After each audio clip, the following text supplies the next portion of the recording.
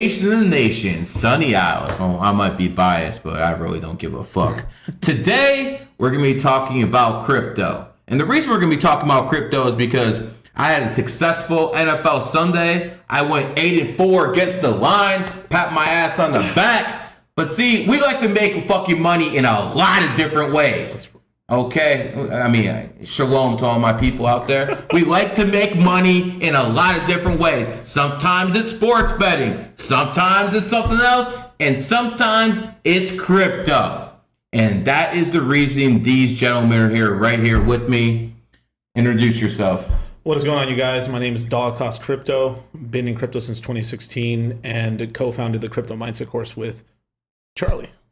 My name is Charlie from Cultivate Crypto. Also co-founded the Crypto Mindset course, been in crypto since 2017. And met this fine fellow GG33 over here. And we've been having a good time ever since. You know, when it comes down to, people, whenever you talk to people, you usually get a good idea of what they do. Right. If you talk to someone who's a police officer, he's going to tell you about the people he pulled over, all the stuff he's done as a cop. If you talk to a guy who plays sports, he's going to tell you about going on the road. With these two, 24/7 crypto. Again, I've been around very few people who actually talk about this stuff to the level of these two. So I thought we'd do something interesting today. I thought we'd go through different coins, and you guys, being the experts that you are, could tell us what you guys think of them. Yay or nay? Let me start with my good friends at XRP. Right. Let me start with my good friends at XRP who think this is going to 1,000 a coin. You guys been saying this shit for fucking years. It's always something else with you fucking clowns. Every single time. Did I not tell you you were going to win the lawsuit? Did I not tell you? And what else I tell you? It won't matter. Oh, Gary, you're fucking crazy. They're going to win the lawsuit. It's going straight to the moon. No, it's not, you dumbass. So, again, I have a special relationship with the crypto people. The same way, God has a special relationship with, people who are infidels and stuff like that. You got to talk down to them. So, now that we got that out the way, do you have any words about XRP? I mean, they're friends of yours, obviously, right? Of course. But who needs enemies when you have friends like that? Of course, 100%, brother. With XRP, man, I mean, dude. Now, I don't like any coin that's being sued. Like any coin that's getting sued by the SEC. That's some bullshit, because they're like, if they ever win a lawsuit against any crypto coins, it's just negative for the whole space. So I'm with the XRPs on that. But personally, like, I was brought up in crypto to be like, you control your own keys. Fuck the banks. It's all about creating our decentralized world. And these dudes are over here essentially just bowing down to every country and working with every bank, or trying to work with every bank. They had Ben Bernanke give a speech at one of their conferences. Right. He's the reason why Bitcoin exists. Literally. Is it true or not true that these XRP people use examples about, all these famous people who used to work for the SEC or for the government who now work for Ripple? Right. And they constantly use this as a point that, guess what? This shit's going to the moon. Look at all these people who are behind it. That's a constant argument I hear from these people. That's a dumbass argument.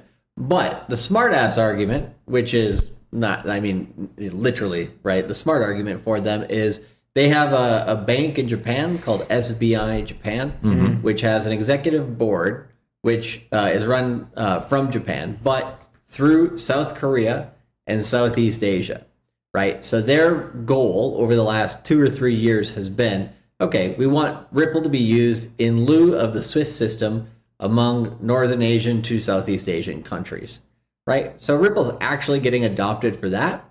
And then for central bank digital currencies, it's actually the technology of Ripple and Ethereum is getting used by central bank digital currencies. Now, that doesn't mean Ripple's bad or good. It just means their technology is useful, right? But if you look at the tokenomics of the coin and you do look at the charts as well, I mean, we talked about this a little bit before when we saw the price at the biggest win that they've had in 3 years, and the price went up to what, like 80 cents or something like 90 that. cents, some stuff. But Now it's back down to 50. Now it's back down to 50. It's probably going to 20 or 30 No. cents. Oh yeah. 20 to 30 cents? Oh my God. But wait a second. All these people say it's the next it coin. Well, here's the thing, right? The Ripple Asia has actually gotten Ripple to be used, but by Ripple getting used more, it doesn't necessarily mean the price is going to pump. Right. Right. So is that what they think it's going to happen? Well, yeah, but they think that is going to happen when the whole world adopts Ripple in that way. That's been the thing they've been saying since 2017. Now we have actual real world adoption starting to happen on it, right? And not much is happening. Now, I do think Ripple will pump in the bull market. Mm-hmm. It'll have its run, but Ripple always does these moves of like 1-2 months. It shoots up like crazy, and then it dies. So it's a coin that, you know, if you're going to anticipate an alt season, you can gamble on it a little bit, but as soon as you make any profit on it, I would take that shit. Yeah, because you have the other thing too. You've had people. So you can't be thinking, oh, I'm gonna 5-10x this thing. No, not on a quick flip, and not long term. Yeah. Not long term either. No. So there's not gonna be any 10 flips with this motherfucker, huh? There'll be flips, but they'll be very quick. Quick, like a prostitute, in and out. Exactly. It's because they haven't activated anything on the blockchain on its network in order to burn tokens or add a buy and burn something to contract and destroy supply. Right. They haven't done that. And also as well too, like XRP and Ripple are like separate entities, and basically the mothership essentially sells off XRP to make money to pay everybody off. So they're kind of doing like almost like a chain link grift where they're selling coins off for a long time in order to pay for everything. I mean, and then when people found out, then we were doing this, but oh well. It is what it is. Kind of like when they said the vaccine, you know, if you get the vaccine, I can get COVID. Right. And afterwards, that doesn't matter anymore. Stuff like that. Yeah, basically. Okay, makes sense, man. Yeah. Okay, now that we got the trash out the way by XRP, let's talk about some real cryptos.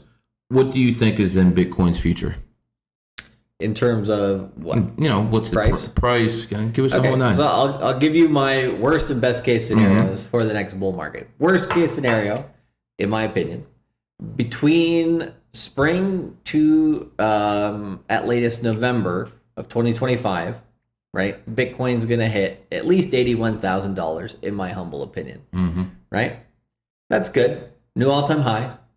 If it hits that before 2025, timing is really important in this equation as well, right? So if we get a high, whatever the high is in terms of price, if we get a high before 2025 and we don't continue to go up in 2025, that's what we call a left translated 4-year cycle, meaning the high is before the 2-year mark of the 4-year cycle. The 4-year cycle just began here last November.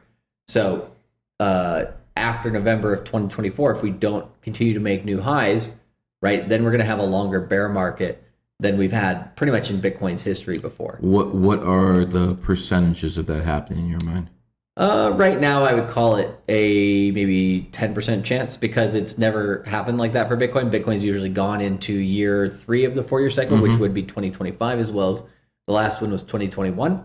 Right. And so it's unlikely, but there are, you know, a few aspects that could happen, right? If, like, for example, we had like a black swan event for macroeconomics and just everything got pulled down for whatever reason. Yeah. Exactly, a perfect storm. But anyways, going back to the main case, right? So 81,000 minimum. My highest price for Bitcoin in the end of 2025 is... So 81,000 is minimum. For me. Yeah. Okay. In my opinion. Okay. Based on Bitcoin's history, trend, and cycles. And that's a pretty shitty bull market. Okay, and what would you think would be the top then, if that's the top is about $160,000. 160,000. Yeah. And then if you want a mid-range one, it'd be about 105, 110, 115,000. Is it safe to say he speaks for you too? Yeah, on this, 100%. We agree on this one. Yeah. Let's talk about something you guys disagree on.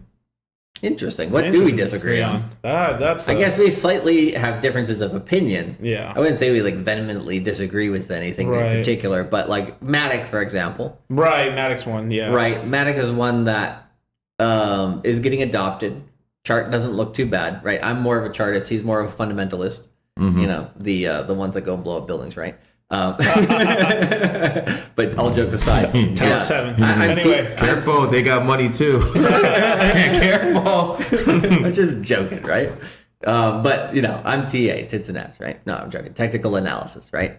So my side, I look more at the chart. And so with Matic, back in 2019, you could tell they were doing pump and dumps on their chart.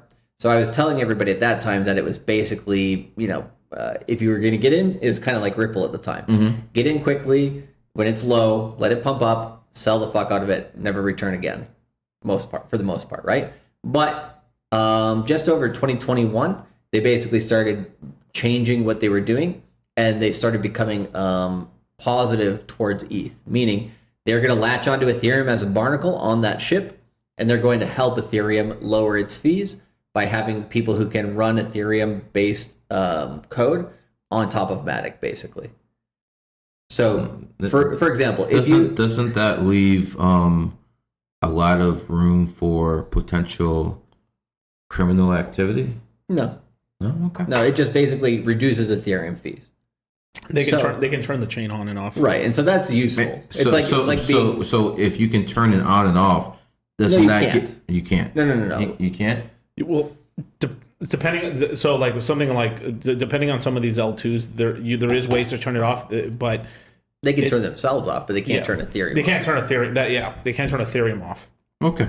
But the reason why I think it's interesting is because Disney, Nike, big companies basically are using them as a layer 2. And so there will be adoption. You will make money. It'll probably make you as much money as AVAX. Yeah. I see them kind of doing similar returns. But on a technical level as well in terms of fundamentals, right? Yeah. You weren't liking it as much. Oh, no. It's just because the team's done some pretty shady shit in the past, especially early on. Like they were, before they became an L2, they were basically like a scaling solution for video games. And then a lot of the companies that were kind of helping in the video game space, like Decentraland, they really didn't do anything for them, right? Like at all, and they just kind of took the money and just ran. Okay, fellas, listen. Let's talk about coins I actually know something about, man. You guys are talking about stuff like in the minor leagues.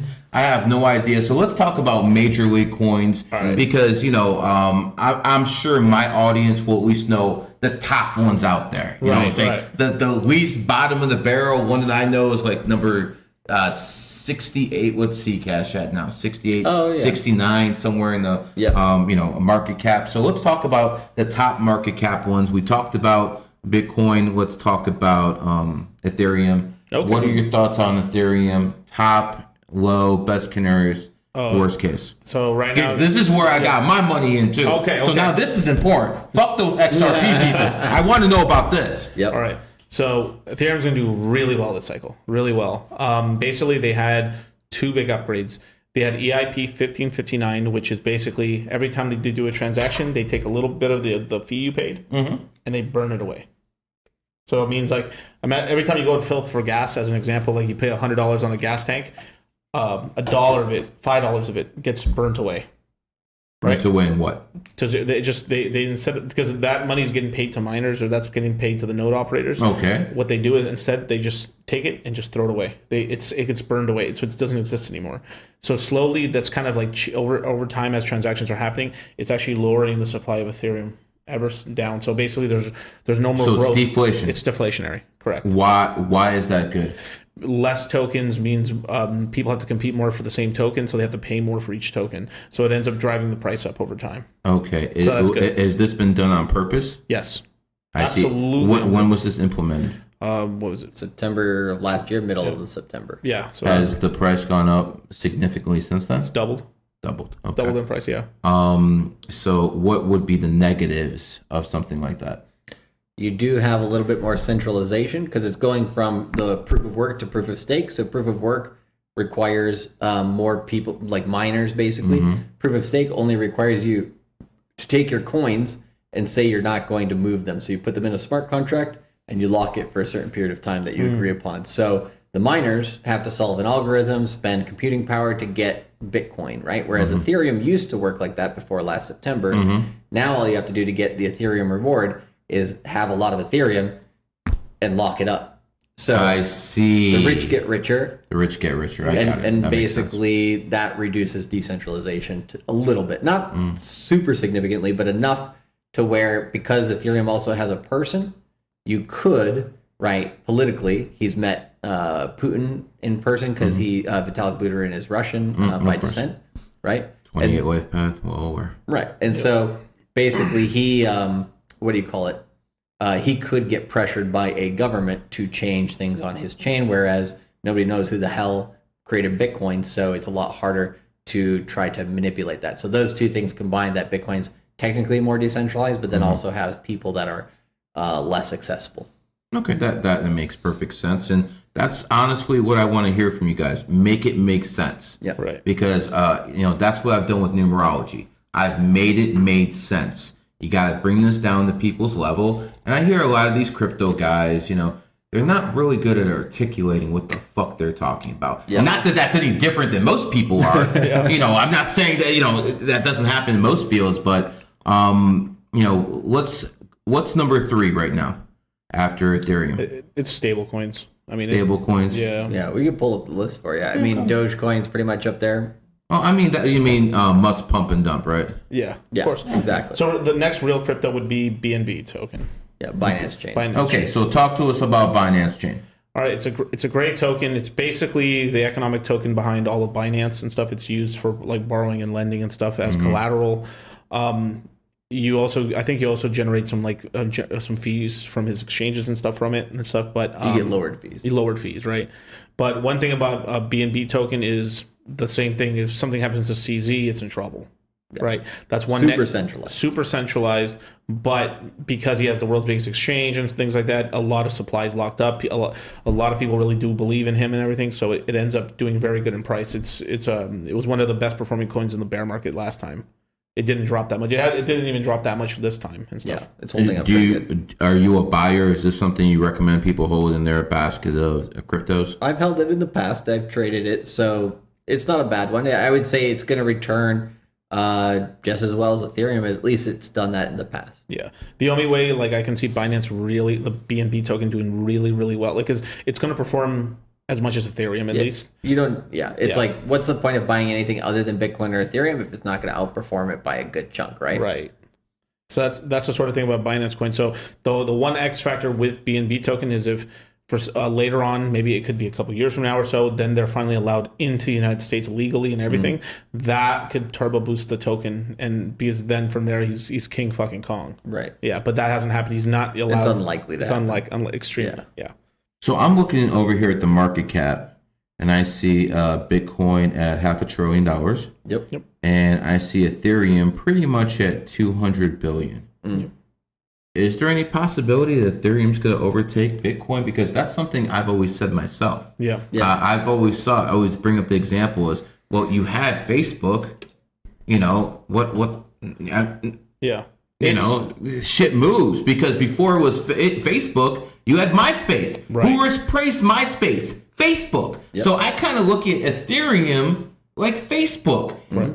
In your opinion, is Ethereum going to be the number one coin, and is it going to overtake Bitcoin at some point? I'll give you a slightly nuanced answer in that, yes, during the next bull market. You ain't a politician. Give us some real shit. No, I'm giving you real shit. I'm giving you real shit, but it's not going to overtake. It's like a race, right? It's going to overtake it for a short period of time, maybe about 1 to 3 months during this current bull market. That'll most likely be a sign that we're either close to the top or that is the top. Right. So Ethereum could overtake Bitcoin, but then during the bear market, Bitcoin would come over it again. And then, so that would be 2025, right? If that's going to happen. Mm-hmm. The next bull market, so let's say 2028, the next peak of the next bull market, that's where Ethereum could go past Bitcoin and stay past it if banks like Goldman Sachs end up getting a significant influence into crypto. They would much prefer Ethereum as number one. And so if Wall Street has its way, I think Ethereum would become number one by the end of the decade. Yeah. And this is something you agree with? Yes. So give me a percentage of, I think Ethereum is going to overtake Bitcoin 20%, maybe 30%. You mean permanently? Yeah. As King Kong? Yeah. Give me a percentage after he's done. Sure. If there's ever a crypto to do it, I mean, there's no doubt. Listen, that's not even the question. Yeah, if there's you have Michael Jordan and then you have Kobe, but Michael Jordan's getting old. Yeah. So at some point, Kobe's going to overtake him. The only question is when. Right. At least that's the way I look at it. Because I look at all these other coins. We got 82 billion in Tether. Then we have XRP at 26 billion. What kind of fucking morons are putting $26 billion in XRP? I would smack the shit out of you. What the fuck is wrong with you, man? You understand you can't spell fucking the word Ripple without lie? You literally can't spell that fucking... Damn. What is the hell is wrong with you people? Anyways, let's go back to the hell we were saying. What percentage, 20, 30, is this happening? Like 33%, something like that. Oh, you had to say it. Oh, yeah. You had to say it. I had to say it. My number would have been... Don't say 33, motherfucker. Don't you say it. I was going to say a third. So 33.333% chance. These are fucking clowns. this guy over here put this I said $20. He's like $20.01. Price is right, baby. Come on down. No, but seriously, look. If there's any coin that will do it, it'll be Ethereum. I don't see any other coin right now that currently exists that could overtake Bitcoin. I want to say 99.9% at some point Ethereum's overtaking it. If you just look at its logo, for God's sake, it's a pyramid. Right. It's a pyramid. Can't you do more stuff with Ethereum than you can with Bitcoin? Infinite. Like I said, and I got shit for this. I said Ethereum's really crypto to me. If I'm being honest, because I came to Bitcoin maxes would have a field day. Oh, okay, suck my dick. I don't care. No, I love more it. Bitcoin than most Bitcoin maximalists. I know, it's hilarious. But here's the thing with Ethereum, right? Like if I came in 2016, I bought Bitcoin, I bought Ethereum, and I bought Litecoin, right? And throughout where DeFi and everything, all the stuff that we're using right now in crypto, all got created around, I'd say, August of 2019, but didn't really come into usefulness until about, I'd say, March of 2020. Since then, all the DeFi stuff, all the stuff you've seen with Uniswap and Synthetics and Aave, Chainlink, I mean, everything we're using, bridges, all of it was created by Ethereum. Bitcoin has created 0% of that. Now, well, you can say Bitcoin created Ethereum. It was, let me get to it. I mean, it's a 0 to 1 moment. So BTC was a 0 to 1 moment. Like before Bitcoin, we didn't have cryptos. There wasn't anything that, you couldn't have scarce money on the internet. Impossible. Yep. Then Ethereum was created. They really just created this whole ecosystem where then you're able to take the Bitcoin side of it, which was like you can't multiply, you can't really copy the main token itself, and then you're allowed to put other contracts on top of it and create this whole world. And now everyone's just trying to make a better Ethereum, but they're having trouble with it. Right. Yeah. Wasn't Solana supposed to be the Ethereum killer? Oh, yeah. Well, you know who was helping to fund Solana? Sam Bankman-Fried. Oh, of course. Yeah. And someone in the comments, right, like ARW33, he said Bitcoin has ordinals now, so they're moving closer to what Ethereum can do. Yeah, because ever so slightly. But you want to know something funny? Vitalik Buterin, before he made Ethereum, he worked for the Bitcoin magazine, which was the main publication. He also he applied to Ripple too. Yeah, he applied to Ripple. Thank God they rejected him or something. I can't remember. But of course they reject the genius. Of course Ripple rejects the genius. Big L right here. I mean, but basically Vitalik went to his editor and went to all the people in Bitcoin telling him the ideas he had to scale, or hey, we can add this to BTC. They said no to him. Right. And then he says, fuck this shit, I'm gonna do it myself. Right. And then now, I mean, essentially they created their own worst enemy. Right. And then if you look at Solana, right, that thing, what did it take to fucking take Solana down? All you had to do is just overload one server. Right. Right. And then Solana crashes. Shout out to the sleuths. I mean, Solana's number 10 here on market cap with $7 billion. Yeah, it's going to come back and do well. Yeah. It's such there's so much VC money that wants it to succeed, they're gonna pump and dump it again. So, do you believe Solana is something people should hold? So it's something that people can use to gain more Bitcoin and Ethereum. So the way that I call my channel is cultivate crypto, right? So what does that mean? That means you use you want to compound your coins, right? So if you want to compound your Bitcoin, there's going to be times where Solana outpaces Bitcoin in the bull market for 3 months or 6 months. Mm-hmm. Bet on it for that period of time, and then take your profits back into Bitcoin. Then you increased your Bitcoin, you won. Okay. Let's go to another coin. The one slot above Solana, Dogecoin. Wasn't this some kind of fucking memo that was created, and Musk decided to, he basically decided to see how big his dick was, to see how big he could fucking pump this up. So isn't this coin? He almost got it to $1. Isn't this coin basically a joke? Elon Musk is. So, it's a joke coin. It's a meme coin. It's a meme coin. It's on purpose a joke. But here's the thing with like what does that say about crypto? If you're telling me the number 9 market cap, hold on. What does it say about the dollar? Okay, we can go there. We can go there. But I mean, the number 9 on this list, you guys just said that's a whole joke. I agree with you. Musk just fucking created that shit out of nowhere. Right. He didn't create it. He just adopted it. You know what I mean. Right. He pumped it out of nowhere. He pumped it up. Yeah. I mean, talk to me, guys. What the fuck? So this is his. I'll tell you what he says. He says, the way the universe works. This is literally what he says. Like the way the universe works. The crypto that could probably win. I mean, it would be something you would never expect, and it would be a total joke. And that's how I found Dogecoin. So I thought that was pretty funny. So wouldn't that be a funny world if we all used Doge for money? You know what? We might have autonomous vehicles, right? Driving themselves, paying themselves in Doge, and then going fueling up their own tanks with Doge. Like, how ridiculous is that? Yeah. But I'm gonna short the fuck out of that coin. Once it pumps I'm gonna short the fuck out of that coin. The fucking first 3 letters of that coin is dog, and next year is a dragon year. Fuck that coin. Fuck that coin. And I'm shorting the shit out of it. And then the next year after that is Elon's enemy year. So we got 2 years in a row we can fucking get this fucker. All right, I like it. So Shiba Inu is gonna win then. Is that the one Carlos is in? Carlos who? No, I don't think so. But basically, here's the thing, right? So Shiba Inu, right, is the same thing. Dogecoin is, what Japanese ShibaInu is the dog that Doge is named after, Which just died. Yeah, the dog actually died. The dog actually died of cancer. And then, so that's not a good omen. That's not a good omen, right? But then here's the thing: Shiba Inu, right, is made to look like Doge, but it's like Doge 2.0. So it's better. It's a bigger joke. Oh wow, very impressive. But so it's ridiculous. But if Doge doesn't succeed, the last one that did extremely well in the last bull market was Shiba Inu. So if that basically thrives, that would be kind of funny. Yeah. Okay, let's go to more serious stuff. USDC. Okay, that's United States dollar coin. It's created by Circle. It's basically cryptos. I guess what the United States likes. It's their premier stable coin. It was made. Circle is a company that's pretty much banked by JP Morgan, and there's a lot of big VC interest in Circle now. So that coin is like what we use to like take profits in. Same like Tether, right? But Tether Bitfinex.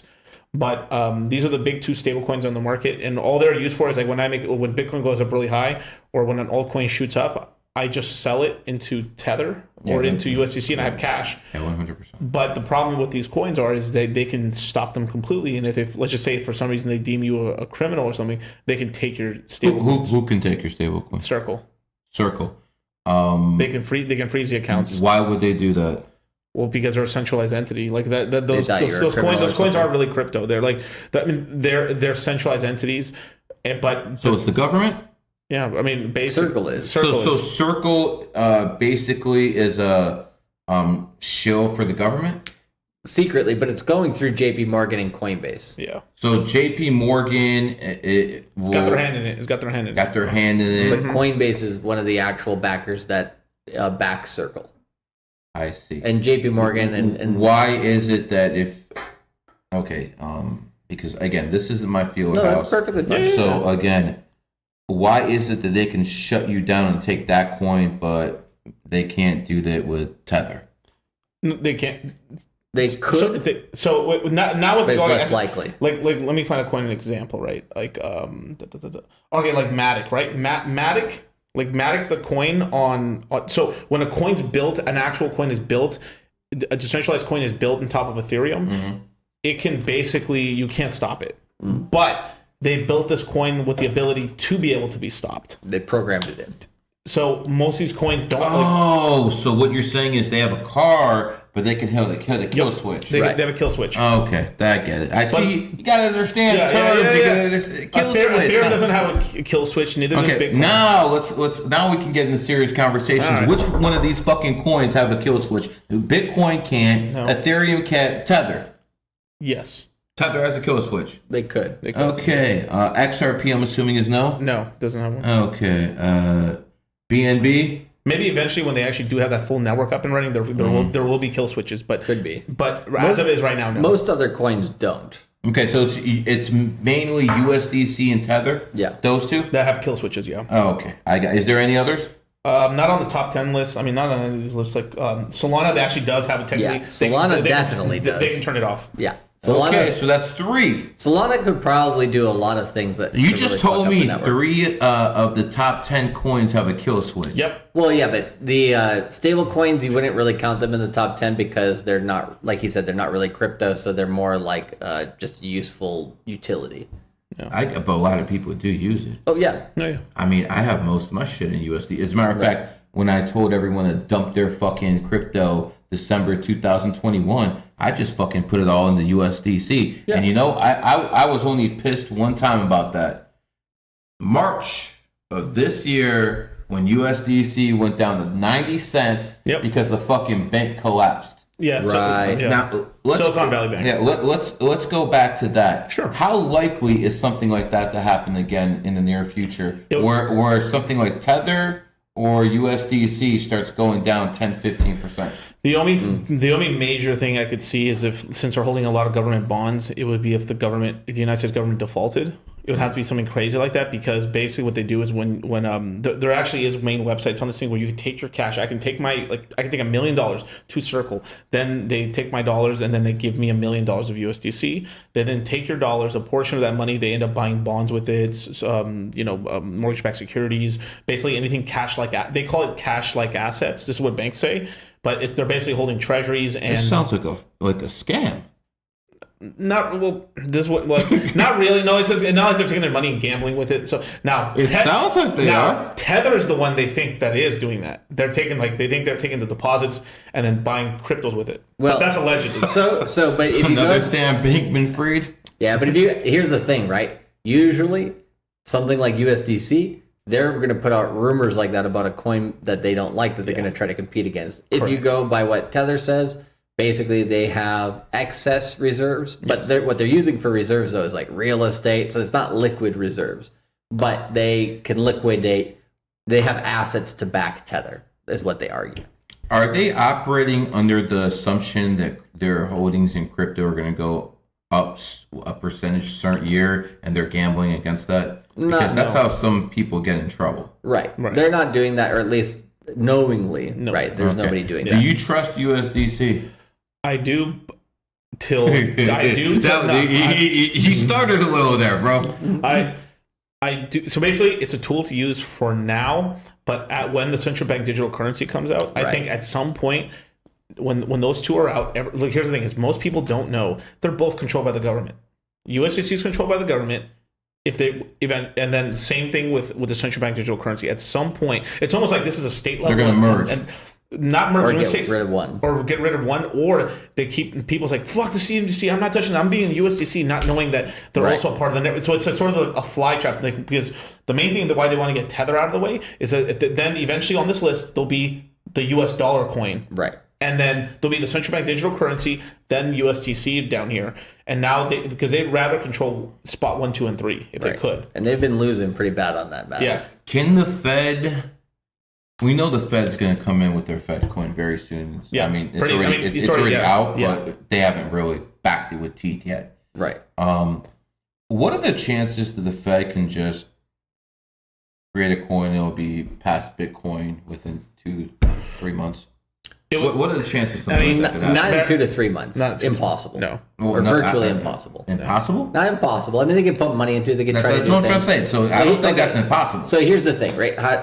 So here's a good example. YFI, right? This is a coin that was made by a guy named Andre Krohn in the last bull market. So it could pass Bitcoin in price. All you need to do to pass Bitcoin in price is reduce the amount of supply, right? So for YFI only had 10,000 coins in supply. Bitcoin has 21 million. So I think in the last bull market, YFI got up to like, Bitcoin was at like $40,000 and YFI was at like 60. Yeah. But First coin to ever get that close. Right. In dollar terms. In dollar terms. Per coin. But by market cap. It was like. Right. You got to judge both. Yeah. Right. Exactly. So Ethereum is it took what? If Ethereum does pass Bitcoin, it's going to have taken a whole decade to do so. It doesn't look like it's that far off right now. No, but it took a whole decade to get Yeah, there. no doubt. But when I look at it, it's only, what was it, times 2.5 right now? Yeah. That's not a big deal. So if the government were to do that, I think it would take at least one cycle. So that would be at least 4 years. So it would take somewhere within, one cycle. What if the government comes in and tell me if this is possible or if this is just some crazy shit? Is it possible for the government to, let's say one of these coins like XRP or one of these top 10 coins start falling hard? Yep. Would it be possible for the government to go in there, say, we're going to take this coin over, we're going to rebrand it, we're going to pump some money into it, and then because XRP's technology is probably going to use it at some point for some shit like that. Right. Yep. I just don't see them getting paid off it. I don't think for the coin, but you could see the U.S. government buying Ripple Labs. Yeah. Just because they own all the IP for it, they could just create another. They can just create another one and to start clean. Bleed fucking XRP and fucking put in the new one, right? Yeah, and this is how the U.S. government and a lot of people would say, like, why would we pump money to this coin when there's bag holders? We don't want to make those guys rich. We'll put our people in position, pump this coin. Yeah, that makes logical sense. Yeah. And that being said, right, if you want to look at this, so we're talking about like a lot of these coins have been built at an individual level or group level, right? If we look at the corporate level and the national level, there are companies, especially for sure in Asia, right, that have been banks in Asia, right, have made coins that they don't associate with, but they use as a money tree. So it's a money laundering operation. Allegedly, right? And then in China, they've also done the same thing. They've pumped up coins because their own stock market's not doing very hot, right? They've pumped up coins in order to shear that profit off of that. Yeah, haven't they banned that stuff in China now? They still do it.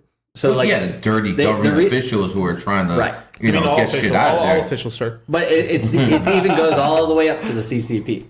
Right. Because these are like giant corporations that are doing these things, but that are owned by the CCP. So the CCP just banned normal folks from doing that. Correct. Shit. Correct. Okay, that and now criminals. They reopened it for normal folks, but only through Hong Kong. After they took Hong Kong over. After they took Hong Kong over, exactly. And then because what ended up happening is that the whole string of pearls thing that they've been doing for the Belt and Road Initiative. They ended up imagine this right after the housing crisis, right? Like. China had like what I think $4 or $6 trillion in positive, like in terms of reserves in dollars. Now I think they're in debt. I think they're in debt like a few $100 billion right now because basically they ran through all their dollars. It's one of the reasons why they went into Hong Kong because Hong Kong was the last place on the Asian continent that they could touch that had any dollars at all, and they also had like a stock market that was attached to the outside world. So they IPO'd a bunch of things and then just used that to get more dollars. Hong Kong, when it was returned to China, was about 10-12% of their GDP. Now it's about 1.5 or something like that. Damn. Yeah. They didn't really fuck with China or Hong Kong while they needed it. When they became self-sufficient, then they decided to make the move. And in all honesty, it paid off for them because right after they went into Hong Kong, COVID happened. Everyone forgot about what they did. Right. Hong Kong was basically the democracy inside China's doorstep. Right. And I've known a lot of people who've come from Hong Kong, and what that place was, you'll never have democracy like that in the East again. Yep. They'll never have it again. And again, with all the faults of the British Empire, with all the faults of the Opium Wars and what they did to China, we're not blind. We know what the fuck happened. We know what the white man did over there. We get it. But at some point, if a woman gets raped and that child is born, and then all of a sudden that child has a family, what are you gonna say? That no good came from it? Something happened. person's a better person than me to have it, but it is what it is. Yeah. So people have to look at, the good and the bad and everything, at least in my opinion. Yeah, 100%. All right, let's go to some other coins. What are some coins that you believe are nothing right now, but that might be that 50 fucking bagger? Don't give away trade secrets. Yeah. But if you think there's something out there people should know, doesn't give away too much, go ahead. There's a few, right? I think the one Miguel might be thinking of is one that we think could do a lot of X's. Yeah. The one that I'm thinking of, I think it'll be like a steady return, but more than Bitcoin and Ethereum. Right. So one that I've been talking about on my channel prior to the current course that we're doing, we always try to, we teach people how to fish, but we want to give a little fish as well, right? Of course. Yeah. So one of the ones that I've been talking about over the last 1 month that a lot of people are not looking at, it's like, I think in market cap, it's ranked number 500 or something like that. So it's way the hell down there. Stop for a second. Yep. I want you to think about what this man just says. Most of us who are listening to this, we might know the top 10. Some of us might know the top 60. This motherfucker said the 500th coin. Do you understand what the hell? Do you understand the type of mindset you have to even fucking say something like that? You eat, breathe, everything you do is crypto. Half the conversations I have with this guy's about crypto. Okay, He tells me to shut up. Pretty much. I'll tell him to shut up right now, except we're doing a podcast on it. Right. So this is the time to talk. But I want you guys to understand something. Mm-hmm. I don't give a fuck how long you study this shit. You're not going to know about the 500 fucking coin. Just like, you can learn some basic numerology and astrology from following me, just so you can find some advice following him. But if you want the real fucking grit, you actually got to talk to the man a little bit on a different level. Right. And that basically means you have a course that you actually teach people how to do this shit. Yeah. We talk about it. Which part? The coin or the course? No, let's go to the course right now. We'll go to the coin in a second. Yeah. So for the course, the 500 coin can wait. Yeah. So the course basically is a boot camp, right? So for people who are anybody can come who's a beginner all the way to advanced. You get something different out of it depending on your level of crypto, right? So let's talk about the beginners, right? So if you don't know much about crypto or you know about the space, you've looked at the coins, but you don't know what SHA-256 is or whatever, right? I don't know what that is. Most people don't, right? But that's a core concept in crypto. It's the encryption behind Bitcoin, basically. Yeah. So there's all these little details, right? Talk English. Exactly. So if you don't know how to speak Kryptonese or whatever, basically that's what we do in the course. Different versions of Ebonics. So exactly.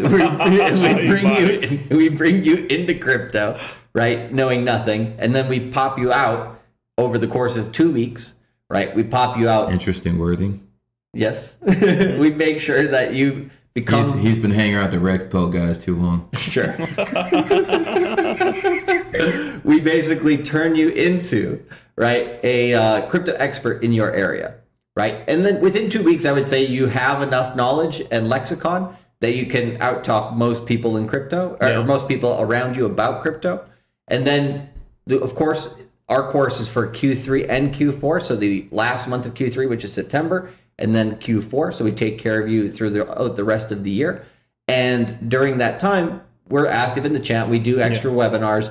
And then we also basically teach you in the chat, right? We converse every day, and we sometimes have these things called flash webinars where we pop up and we do an extra webinar because something's happening in the market, right?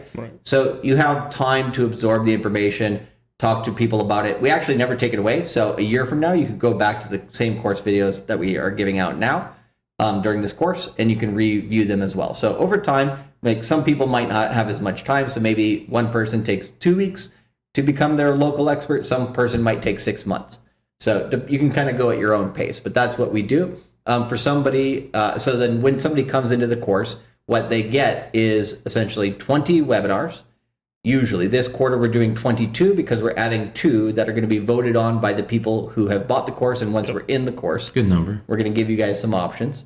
And then 5 of those webinars are pre-recorded. So as soon as you buy the course and you get in, off top, you're ready. Yep, you'll be ready to go, and especially if you don't know anything about crypto, we will tell you how to open up wallets and stuff like that. And then on the 22nd of September on Friday, that's when we start the first webinars. and then we do 17 of those live this quarter, right? And we do 2 days on, 2 days off, every day at 10 a.m. and 10 p.m. Eastern Standard Time.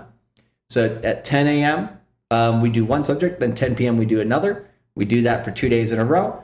Then we take 2 days of a break for review, and then we do 2 days on, 2 days off, and that's for 2 weeks. Someone's a beginner. They're watching this right now. Right. What are they going to get out of taking your course? Knowledge, right? They're basically going to be the course takes you from A to Z, from literally an absolute novice. You don't have to know anything about crypto, and by the time you're done, you're wheeling and dealing in the DeFi space. You can and this is the whole thing. Is like I'm gonna say a bunch of words right now that you're not going to understand. Like DeFi. DeFi. You're going to be using bridges. You're going to be LPing. You're going to be yield farming if you like. You can be. We'll give you the tips and trips on trading and stuff. We'll talk about the dangers of leverage trading, whether you should do it or not. But at the end of the day, it's up to you. But we're going to take you from complete novice to intermediate. Anybody that tells you, "Hey, take my course and I'm going to make you an expert in 2 or 3 weeks," that's lies. But we'll get you to intermediate. We've onboarded and we've helped out. And there's a difference between being a I could probably turn you into a numerologist in about 2-3 weeks. I can learn, but I'm not gonna get you. But there's no way I'm gonna get to your level. Right. Yeah, That's the 100%. there's a difference between local expert and expert in the field. right. Yeah. So what's a local expert? Like Al Bundy, who scored 4 touchdowns in Pokai? Exactly. Exactly. I got Mickey Mantle energy. I got you. But basically what it do is like you become the crypto expert in your local friend group and your family and everything like that. I mean, basically as soon as you take the course, I mean, you can run circles around anybody. You'll be able to tell if someone's bullshitting you. That's the other thing is we teach people how to research, how to do charts. I mean, everything. So if you're talking to someone and they just sound like they're talking smart, like some people we know who actually just sound smart, but they're not really smart. They just sound smart. No names. They just sound smart. Let's see if people can figure it out. Chat room, go ahead. $100, you put a name up there, you get it right. Okay, you might get it right with a couple names, you know what I'm saying? But you'll be able to know if someone's bullshitting you. Correct. After taking your course. 100%, absolutely. Your bullshit meter becomes a finely tuned machine of destruction. Like it. I mean, the tuning fork that is your soul will know the bullshit and the grifters. You'll be able to part them out like this, like magic, like air comes out from the like shit comes out from their fucking mouth. Like that's what happens in the crypto mindset course. Sure. And not even just that, the fucking money you can make on top of it. I mean, look. We put people in position so they're able to DCA, dollar cost average, and they're able to dollar cost average into crypto at these low prices. Because right now we're in the risk-free zone, the risk-free money right now. That means you buy. Like we'll give this right to you. If half your money's in Bitcoin and Ethereum, as long as you keep that portion, especially if you're a novice now, if you're more advanced and you've been around for a long time, you can risk having way less of that and more in altcoins. But when you first start off, if half your money's in Bitcoin and Ethereum, that'll keep you that's your retard fund. That makes 100% that you don't get fucked in this cycle. You'll make the guaranteed money because if you fuck off this side of the money, this half over here will make back the dollars because how much Bitcoin and Ethereum will go up. So in terms that people can understand, Bitcoin and Ethereum is your main line, and everything else is like the side. The side bets, but the side bets pay fucking well. And one thing me and Charlie are really good at is picking those side bets. And there's different risk levels on the side bets as well. Okay. In your past courses, tell us some of the success stories. Yeah, there's 3 in particular that I think of right away. One is this guy, of course I'm not going to name any names, right? One is this guy who's been with us since 2019, right? He's what do you call it? Like a business development guy in the corporate world. I would say, he probably makes 6 figures a year, right? Doing pretty well for himself. And he became a multimillionaire for the first time, right? With his assets that he held because of the crypto mindset course during the last bull run. And he took profits, and he's still in that situation. So, congratulations to him. And all he needed to do, basically. How much did he pay you guys? He probably paid us in total. He's probably took a few courses, like 3 or 4 courses with us, plus a couple consultations. So maybe he's paid somewhere between like $4,000 to $6,000 or $7,000. So between $4,000 and $6,000, he gained the knowledge to take $100K and to flip into 7 figures. Yes. Yep. Multiple 7 figures. Multiple 7 figures. Multiple 7s. Yeah. Now, sometimes when people say things like this, I like to ask them a question themselves.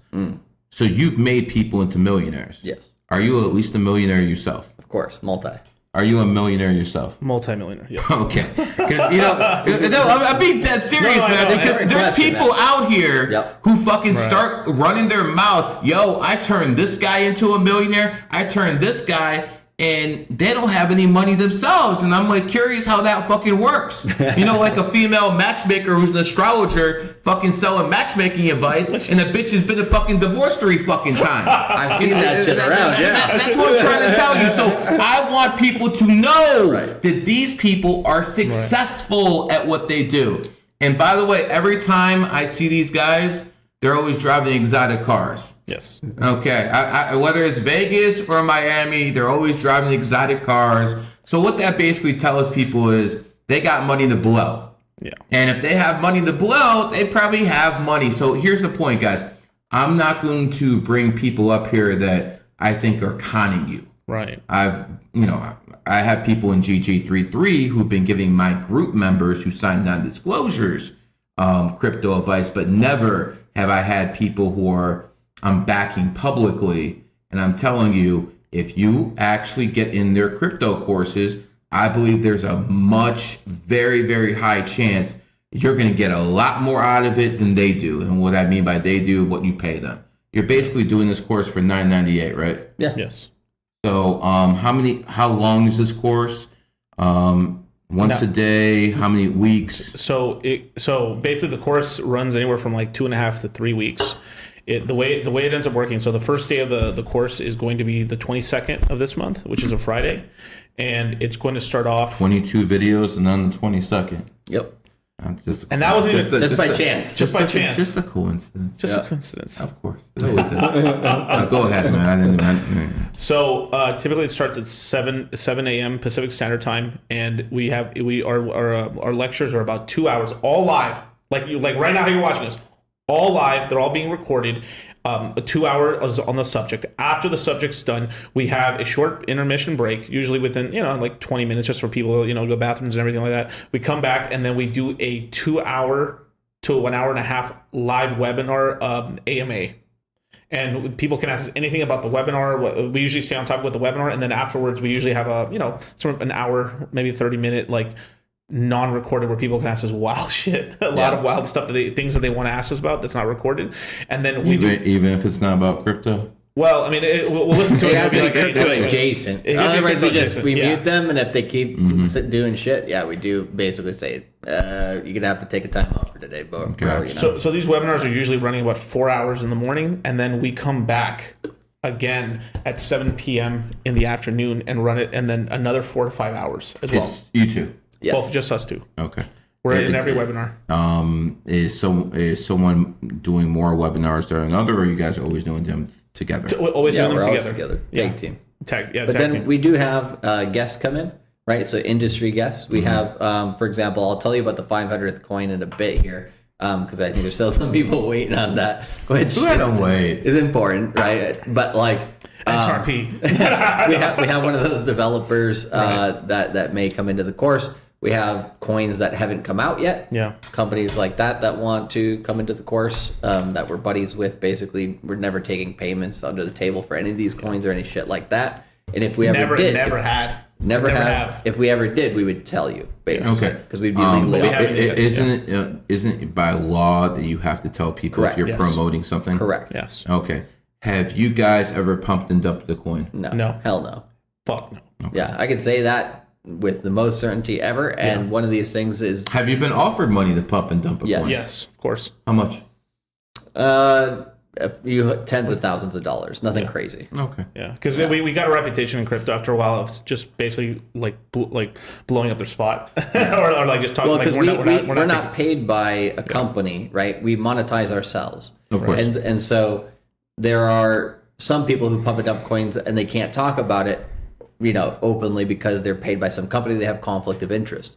For us, we make sure that we don't take any money from crypto companies, so that we can talk whatever shit we want about anything, so we can, because the reason why I started my channel was in 2019 or 2017 in particular, when I looked at crypto Twitter, because that was more popular of a social media than YouTube was at the time for crypto.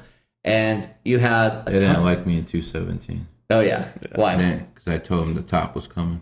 Oh yeah, well, Exactly. Well, and you had a lot of people basically counter trading each other Right. through Twitter, right? They basically it's a psyop against psyops. yeah, they would It's try to psyops. get you off base, basically to steal your money on a pump and dump. And I just thought that was wrong. Yeah. And so I was like, well, what if I did the opposite? What if I just go on YouTube and tell the truth about crypto because nobody else is, right? And that's what we do, and it's been pretty damn successful. Definitely. And I will say this, though.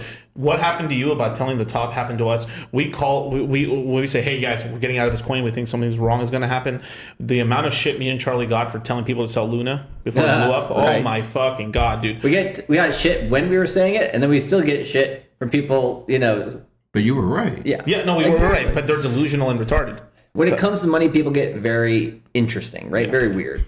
Yeah. That's a kind word. Yeah. Interesting. And the sad part about that too, I mean, the reason the Luna thing the Luna thing was like a asteroid hit the crypto space, but in the United States or in Europe, it didn't hit as hard. It wasn't the level of like Sam Bankman-Fried because it was mostly a South Korean thing. So it hit a lot of Asians very rough. I mean, it wiped people out in Asia. That was a nuclear disaster basically over there. But it's because the coin, imagine you're holding a coin that's worth $120 and within the span of a week, it's below $1. Ain't that nice? Oh, That's when they start going on top of buildings and it ain't for sightseeing. Quite a few did. Quite a few did. Quite a few. It's really sad. There was a group of guys that really were like as soon as me and Charlie said we're selling this thing, they were just saying all this crap and everything like that. And the minute this coin was zero, I mean, we were just essentially Did they apologize? No, I mean we were doing course we were doing charity for them basically because that's how wrecked they got. I mean, it was like, what are you gonna? It's like someone dropped a fucking Nagasaki on them. You're what are you gonna do? Like you're gonna doing kick a dog. triage. You can't kick a dog when it's down. Like it was just there was people in there. Like it's super sad, but like we warned them and they just didn't listen because the guys running those groups were just fucking off in fucking. Well, we even told those guys in particular that about 9 months before it happened. Yeah. Yeah, we told, this is possible, and they're like, nah, it's not possible. It's got it can do it desperate. We can make money on it, but you gotta get out. You cannot have your fucking life savings. So these people, the thing is, they get a winner and it rides pretty good. What ends up happening is they're making so much money on the daily, or they're making so much money on this coin in terms of their net worth that they just forget where they're at, and they don't know that it's what happens. Why like we teach all this stuff? It's because like a lot of crypto is basically human psychology. And of course numerology, of course. But it's imagine like Let's see him do that on another show. Pressure fit tomorrow. But what's it called? That people have what ends up happening is you buy these coins. These coins become like poker chips or $1 poker chips. And what ends up happening is that you're still moving around like they're $1 poker chips, right? Like you're on the roulette table, just putting these giant stacks down on numbers. Like, oh, this is total shit when it can go to zero. Who cares? Let's see what happens. But you forget these $1 poker chips have turned into $100 poker chips or $25 poker chips or $50 poker chips. And then by the time you look back and after it crashes, you're like, wait, I wasn't playing around with $50. Dudes, I was playing around with $50,000. And this happens because people get into these really low cap coins. Some of them are more bullshit than other ones. Other ones are like, oh, this can actually has a really, and Charlie will talk about one right now. And they go from 5, 10, 25, $100 million. They go upwards of 10 billion, right? $25 billion in market cap. And it turns into massive amount of money. I mean, life-changing money. And the amount of people that I had to yell at, especially during 2021, I had to yell at so many people just to sell. Like, people, I mean, there's guys, like, there was a guy we helped out and stuff. I think I told you about this one, Charlie. He was like, he had made $13 million from crypto. He was living in a homeless shack. Like, but this is what happens is you because you're in this mode and you have to. How the fuck do you open up a computer screen, see 13 million, don't fucking cash some out and start fucking living a little bit better? Right. I don't get that shit because I know plenty of people in 2021 were telling me, "Yo, Gary, I'm a millionaire. Yo, Gary, on the low, I got $1 million. Yo, Gary, I'm set for life." Sell. Oh no, the honey badger don't give a fuck. That's what I kept hearing. Right, honey badger don't give a fuck, and I'm like, what? I'm like, isn't it common sense you want to sell half of this shit? Yeah. You know, so and he didn't sell half of it either. But like I had like a big brother talk with him. I was like, here, you need to sell this. I got him to sell 25% of it. Like that was tough. And I made him move into a brand new apartment. I made sure he got better food. I literally, we wrote a list out for him because he was just like living in like, imagine like it's a bed and there's food everywhere. I mean, it was just like he was just a recluse living in there. And the thing, he did the work, he paid attention, he made the money, but we had to give him a little bit of slapping too. And then he finally got his life a little bit more together. But it's just, that's what happens is like some of these guys are just they get on this one track and they're on this. And they, by the time they look up, they like life passing by, or they're not making right financial decisions. Raised by single mothers. Yeah. Well, I didn't go into that far with him, but I don't know, maybe. Yeah. Yeah. If you can't make a tough choice, it probably boils down to that, bro. Yeah. It's Well, there's people that don't know proper risk management at all, right? Yeah. We basically give people a risk management webinar. Hey, here's exactly how to hedge your bets so you don't lose much money and that you can gain way more. That way you basically win. And you'd be shocked how, like, we tell people, if you do not watch this webinar, you will probably lose money.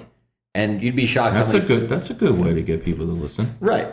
And then there's still some people who don't watch the risk management. So Charlie, webinar. you just told me not to watch a webinar, right? Right. And that's the jokes we end up making. It's like, so Miguel, you told me not to watch this webinar, right? That's great. Yeah, correct. No, but we have learned, like, this is the thing is we just like with the psychology we use on cryptos and the bees, we're kind of not just analyzing the coin. Like, it's like I'm in fundamentals. So mine is figuring out what this coin does, how it operates, token supply, emission schedule. If that doesn't make sense, of course, you're going to figure all that stuff out. And then from there, a big part of it is that me and Charlie are looking at the type of group or person that the coin attracts and seeing what is the flavor of their psychology and how do they act. Is it a really shilly, is it YouTubey, or is it very recluses? Like what? It's almost like we're almost looking at what type of number, what's the majority number of this coin? Like this coin mostly attracts 4s or 5s. And that's kind of what we're kind of doing a little bit, and it's just looking how it acts. Yeah. When I hear you guys talk, I always try to, give an analogy of what this sounds like. And to me, it's like kind of like football. You have a guy who, is sitting over here. He might tell you, well, the running back has to do a better job picking up the fucking left tackle and giving you some protection. Another guy would say, yo, man, if they just, start throwing a nickel, blitz package, things like that will work out.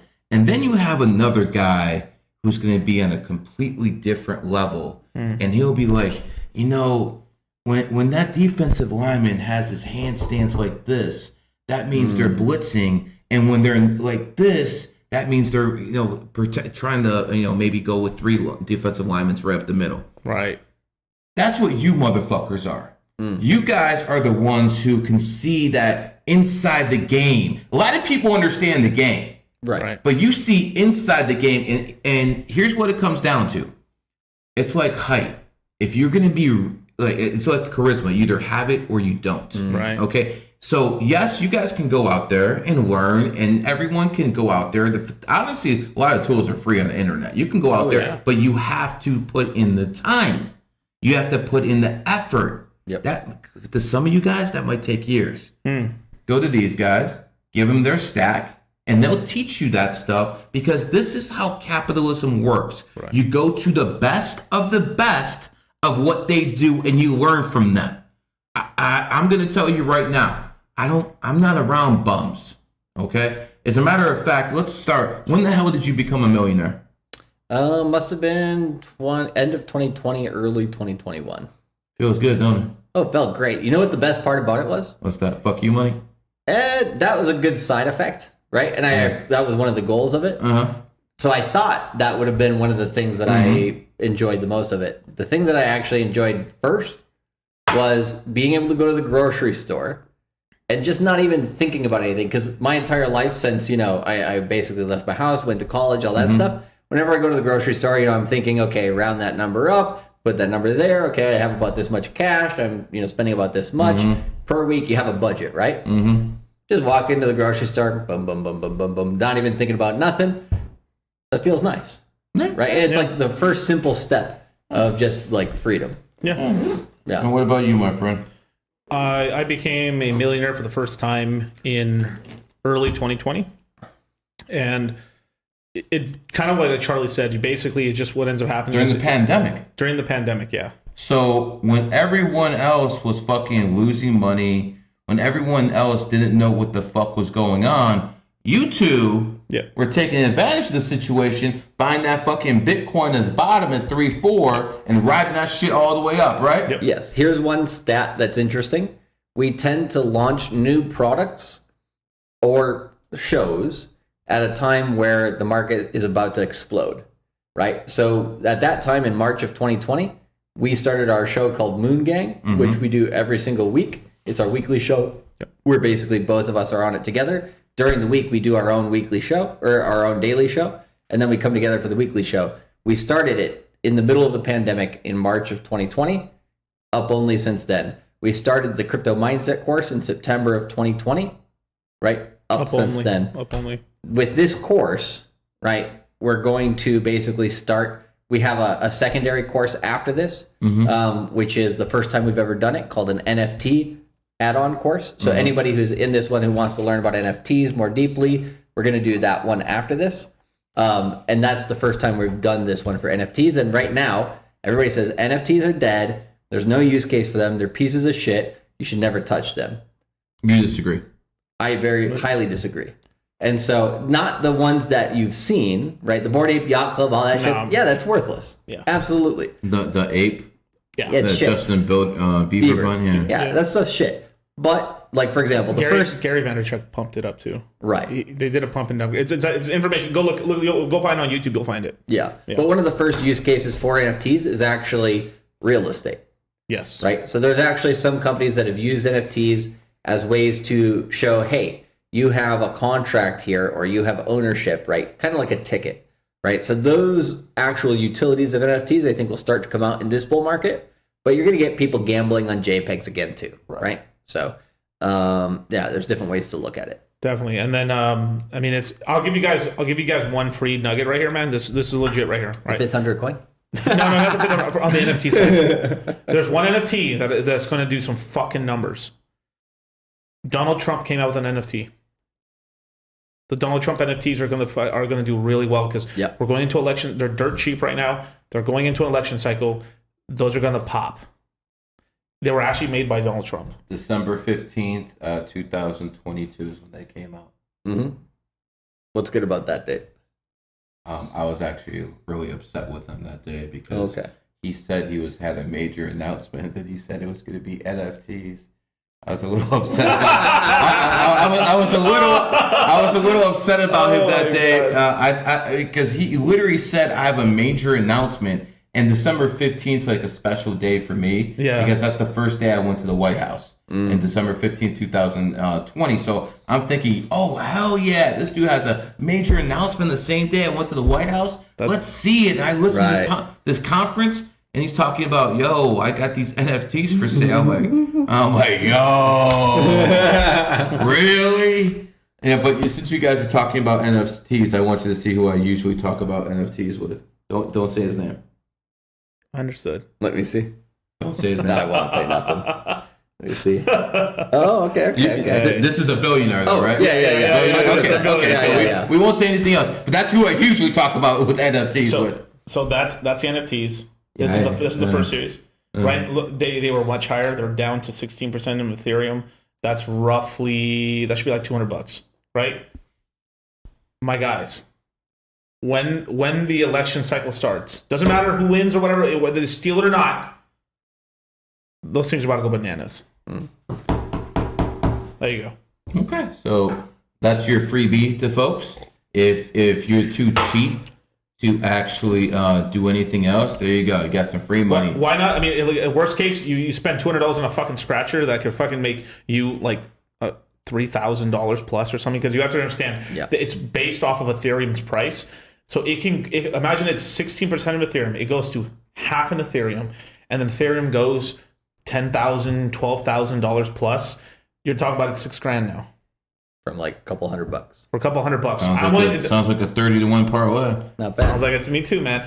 And now, where do I buy the Trump? OpenSea. Yes. OpenSea, and you have to buy it on Matic, how we talked about. I don't like Matic, but so let me talk about that Matic thing. The one thing, reason why I'm kind of negative about it is because outside of the beginnings of it, it's because there's now a real competitor for it now, which is Coinbase has made their own L2, which is called the Base protocol.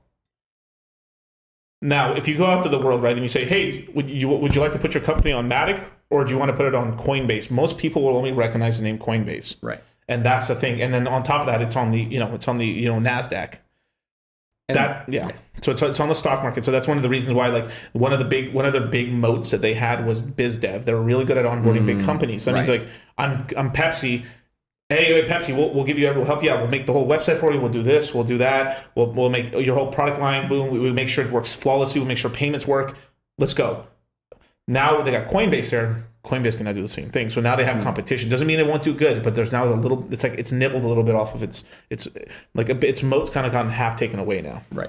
But still, it can still do pretty good. But you buy a Trump NFT on OpenSea, and then on OpenSea, you take your Ethereum, and then there's like a little bridge thing that you can transfer the Ethereum to Matic. And then from there, you can just buy it turns the Ethereum into Matic NFT. And if you don't want to talk about crypto mindset, join up. But from there, then you just purchase it, and then it's in your wallet on your MetaMask, and you're good to go, man. And it's now worst case, you can maybe wait a week or two, or you can wait sometime between now and the end of October. The prices are going to come down on Ethereum a little bit. Yep. You can snatch it up then. You might be able to save yourself a couple dollars there, but it's kind of I'm loading up myself. I bought quite a few already. So there you go. Do you want to know that 500th coin? Not yet. Go ahead. We'll make them wait. We'll make them wait. We'll make them wait all stream if you want me to. I was actually really interested in the 500 first coin, but it's around there. It's around there. Good, man. Somebody in the chat must have seen my channel because they were mentioning it. Yeah, Thor Swap. So Thor Swap. There's Thor Chain, but that's different. Yeah. So Thor Swap. Essentially, even if you don't know what it is, its price right now is around 18 cents. Right? So my price for it is, as long as you're buying it under 30 cents, you can hold it for anywhere between a year to year and a half to 2 years max from now. Sell it at one of those 3 times, you'll make more money. It'll go from, if you buy it under 30 cents, the reason why that's good is because if it goes to multiple dollars, which I think it will, then you've made more than a 10x on it. I think at the current price is under 20 cents, you can make somewhere between a 15 to 35x, maybe up to 40x.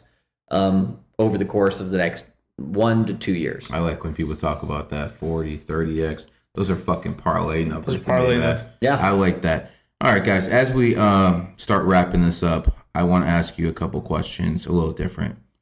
I have seen crypto, and especially 2 groups. We already talked about the XRP, so I'll leave them alone. They're like a dead animal on the side of the road by now. When it comes to Bitcoin, I've literally seen that's people's religion. Yes. Right. I've literally seen everything that happens about Bitcoin, every little bit of news. They'll tweet it, they'll pump it up. This is going to happen. Look at this, look at this. Everything in their life, everything they think about is about Bitcoin. And again, I'm not talking shit about Bitcoin, but some of these people, it's like a religion to them. Right. Yeah. What would you say to people out there? And we'll start with you, Charlie. What would you say to the people who are like that? Who everything is about one coin. Right. They don't care about those shit coins. Get the fuck out of here. I only care about Bitcoin. And even if it does 5x, I'm not selling because the honey badgers don't give a fuck. What do you say to those people? I would say Ethereum is going to do more X's. For Bitcoin in particular, right? Yeah. Because that just pisses them right off. And then, in terms of people who don't sell, right? You could have made more Bitcoin. So if you sell when it's up and everybody's like, oh, buying crypto is the thing to do, right? When you sell, then it's going to drop anywhere between 50 to 70% from there. So just why don't you sell, pick it up when it's dropped 50%. Now you have more Bitcoin, right? That's what cultivating crypto is. So at the very least, Bitcoiners should be doing that. They should be cultivating Bitcoin, right? And also what they should do to cultivate more Bitcoin is they should take some of their Bitcoin put that bet on Ethereum, let Ethereum outpace Bitcoin because it's younger, and then use that Ethereum to buy more Bitcoin in the future, right? So they can still have the coin that they love. They can compound that as much as they want. But why wouldn't you use the other tools in the space to do so, right? And this is something we call being coin agnostic, right? Which means we'll make money with anything. I'll make money with fucking Ripple. I'll make money with Doge. I'll make money with Bitcoin. I'll make money with coin number 512, whatever, right? Right. Because I'm here to compound Bitcoin and Ethereum because I know over the long term they will outpace the dollar. And so therefore I will have more money and more purchasing power in the future. So that's what I would tell them. Right. Okay. Now, imagine that you're a sports bettor and all you bet is on the Packers. Just imagine. I know it's hard for you, but like, but imagine that you're talking about straight bets. But like, imagine that all you would do is bet on the Packers. That's kind of what's going on. So like, crypto is a crazy sort of thing where we've mixed up a religion with a football team. Right. That's what happens to people. People naturally, because so you've been to Pittsburgh. Never had to go, but you know, it's this kind of crazy thing where, you know, it ends up being like, most people either end up treating it like a sports team, like their favorite, like let's go Raiders, to like all hail Bitcoin, Padre, Hijo, Espíritu Santo, Amen. You know, it becomes their religion and stuff. And because for a lot of these people, a lot of people make some good money off it, and it's just like, wow, this thing's awesome, so you watch it, right? Other people, it is their only hope out of poverty. It really is for some people, like, because so some people that just don't have any business sense. They lack social skills, but it is their hope and stuff like that. And then a lot of people, you know, and Bitcoin's a good coin to hold. So over time, I think they'll win with that. But it becomes this whole thing because a lot of people in crypto, especially if they made most of their money off of one coin, they get this smugness.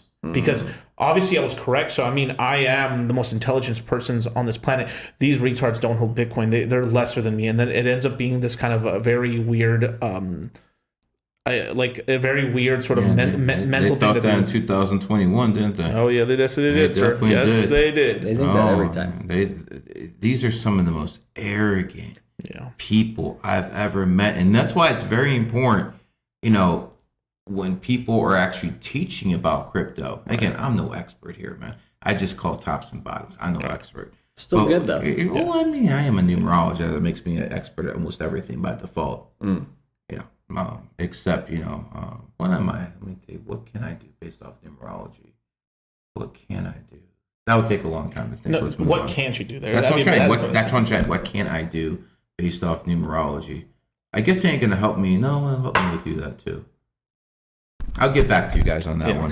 That's a long discussion. But when you look at people who are in this space, make sure they're not fucking in love with one girl.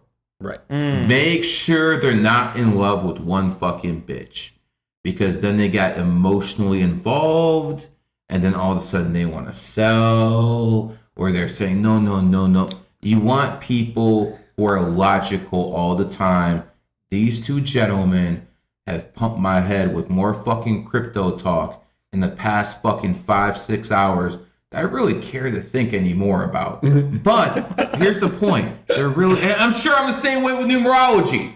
Like, just shut the fuck up already with your numbers. Trust me, I get it, guys. I really do. Make the picks and hurry up. Come exactly. I get it, man. Actually, that probably work out better sometimes.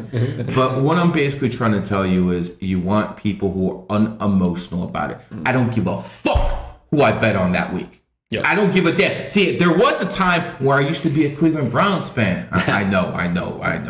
There was a time where I used to be fans. I have no fans anymore. I'm GG33. I don't give a fuck what team. The team I bet on today is the team I bet against tomorrow. Why? Because I'm logical about this. Right. And in any space, you want people who are logical. So again, I've heard it for fucking years. Gary, let me in the GG33 gold. I want big houses. No, you're not getting in GG33 gold. That's 22 fucking racks. And that's a service I provide for the people in gold that got the top people in crypto. Yep. But see, they're not out here going to teach you how to put stuff in a wallet. They're just going to make calls. That's what my people do. They just make calls. These individuals are doing what you've been asking me to do for years. Gary, how do I open a wallet? I don't give a fuck. I don't know that shit. I got other people doing that shit for me. Okay? But you, as a person, might want to know exactly how to do it. You, as a person, might want to know every single in and out of crypto. Go to them. Yep. Go to them. I already vetted them. There's been plenty of people I talk to who know these people. They do not lose consistent money. Yes, everyone loses sometimes, even I lose. But they are winners, okay? I know what a winner is. They are winners. So again, if you want to learn crypto, go to them. I put the link on my Twitter account. You guys, if this is what you want to do, then you want teachers. Just like if you're in numerology, why the fuck would you go to anyone else? You got to go to me. Right. That's how it works. That's how everything is done. I'm telling you, with crypto, go over here. Or give me 22 racks. You might get in GG33 gold. And maybe if you pass the interview, you can talk to Big House. Until then, I think you're better off with 998 than these guys. There you go. Good stuff. And there's a couple questions in the chat, right? Like, can you pay your credit card with Bitcoin? Can you buy groceries with Bitcoin? Actually, the answer is yes. Yeah, you can. But you have to. But should you? Well, I bought my. Okay, I'll give a short story on that. But yeah, you have to. There's like, it depends on who accepts it, right? So there's a lot more people accepting it now. So in most places, it is possible. One story, I guess, is when I was living in Tokyo, right? There's a store. You've been around. Yeah, I was living there for about 10 years. Good times. What does a white boy do in Tokyo? I was nothing but trouble.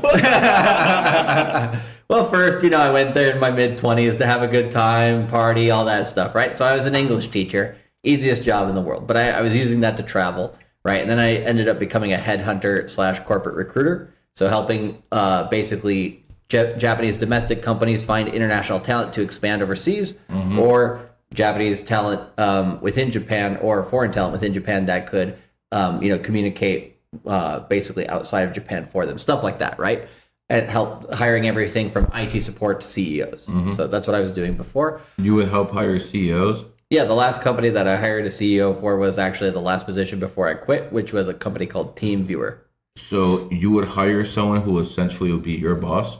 No. CEOs for my client's company. I was Gotcha. A headhunter basically is just making sure, guys, because I know I get that question. Right. Just making sure. Like an agency. That makes sense. Right.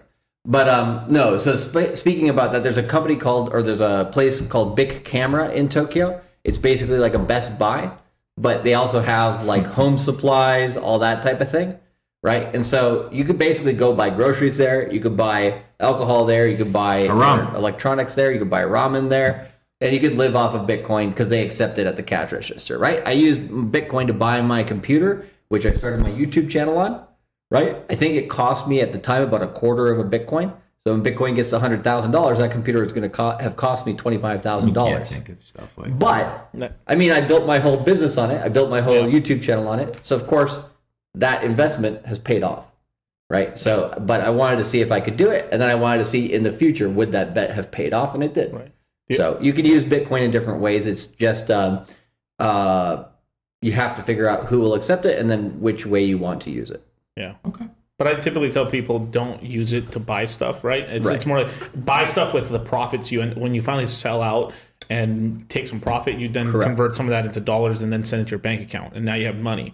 But typically you don't want to spend crypto at all, because what will happen is you'll spend, like, let's just say as an example, you spend $10,000 of a coin, and then that coin's at $5 or $6 a few years later, and you're like, oh my God. Only buy assets, things that you know are going to be profitable for you. It's like if you buy something that's a liability, I mean, you're just going to lose. It's just going to lose. Now, the one time you should spend crypto and stuff is when the prices are really high and you're up a lot of money. Right. That's when, because, I mean... That's when they tell you the honey badger don't give a fuck. Don't give a fuck. Like, it's that's how they think too. And then one other thing, look, I have no problems with Bitcoiners, but what ends up happening, and I've seen this happen with guys who stack a lot of gold and silver, is that you are no longer judged by your actions or by the type of person you are. You are judged by how much gold you have. So it's like, I have 400 Bitcoin.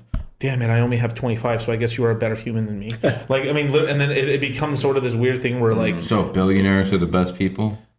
I mean, if under that logic. Under that logic. So, I mean, you show a Bitcoin billionaire to somebody, and then some of these Bitcoiners get on their hands and knees ready to suck dick. Yep. You know?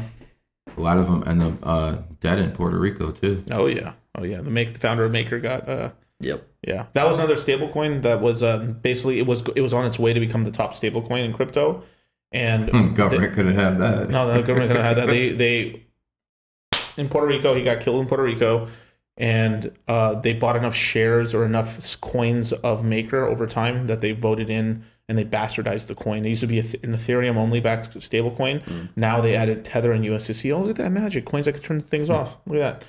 Shocking. Whoa, no way. You're a conspiracy theorist. I've got my tin hat somewhere. All right, guys. How do people reach you? Yeah, so if they want to join the course, I don't know if it's in the description of this video or basically there's a link. Okay, so there's a link basically that we labeled GG33. Make sure if you're going to get into the course, which I think you should, press that link if it's in the description below. Then there you go. If they want to find out some of our free content, I did do an interview with the CEO of Thor, or not the CEO, one of the developers and core developers of ThorSwap. So if people want to learn more about that, Miguel's got some videos too. So if for mine, come over to cultivatecrypto.com on YouTube, Instagram, Twitter. Pretty much every social media platform is the same name. I think similar for Miguel. Yeah, you can follow me at Dog Crypto, YouTube, Instagram, Twitter. And best place to give me a DM is probably Twitter. And yeah, man, like we're gonna be doing all kinds of shows and stuff over time. But as soon as Tuesday rolls around and stuff at midnight, we're off of YouTube. We're gonna become fully committed to educating our guys and teaching our guys. And the only way to reach us is basically probably if you can hit up GG, but good luck with that. But it's going to be only if you take the next crypto mindset course. We have a lot of people in there already, and you only got a couple more days. So I'm gonna do something. Yes. When one of my guys sign up for your course, I'm gonna throw in GG33 Academy for a month as well. Nice. So anyone who signs up for their course will get GG33 Academy for a month as well. That's probably the best deal you can get when it comes to knowledge and knowing how to make money. Yep. Just make sure when you do it, you click the link that you've provided them, and then the link says, it says Crypto Mindset Course Q3 GG33. Yep. People will figure it out. Yeah, I'm just making sure that let's update it. Don't worry about it. Yeah. Anyways, guys, it was a pleasure doing this. I've done this in Vegas a couple times with you. Yep. Now we're doing it in Miami. God knows where else we're gonna find each other. But at the end of the day, let's make as much money as possible and fuck the government. Peace. All right, cut it off.